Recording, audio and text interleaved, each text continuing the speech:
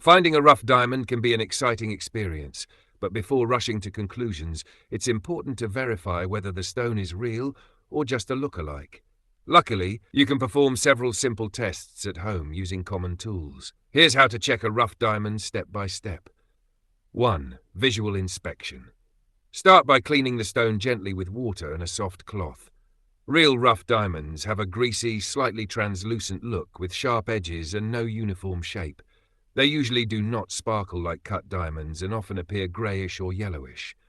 Tip: fake stones like quartz or glass are usually clearer and smoother than rough diamonds. 2. Water drop test. Fill a glass with water and drop your stone inside. If it sinks to the bottom, it's likely a real diamond, high density. If it floats or drifts slowly, it's probably not genuine. 3. Heat test.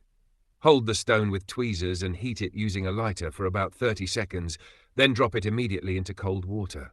Real diamond will remain intact. Fake stones, like quartz or glass, may crack or shatter due to thermal shock. Be careful, perform this test safely and away from flammable objects. 4. Scratch test. Diamonds are the hardest natural material. Use a piece of glass and gently scratch its surface with your stone. A real diamond will scratch glass easily without getting damaged. A fake diamond may leave no mark or get scratched itself. 5. Light reflection test under bright light. Observe how the stone reflects. Real diamonds show grey and white, brilliant light, not rainbow-like colours. If you see strong rainbow reflections, it's likely not a real diamond. Snazra 6. Check for metal reactions, optional. Use a diamond tester or a multimeter if available.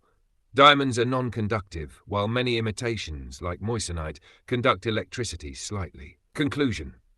Testing a rough diamond at home is simple if you know what to look for. Density, hardness, and light reflection are key signs. However, for 100% certainty, it's best to have the stone examined by a professional gemologist or a certified jeweler.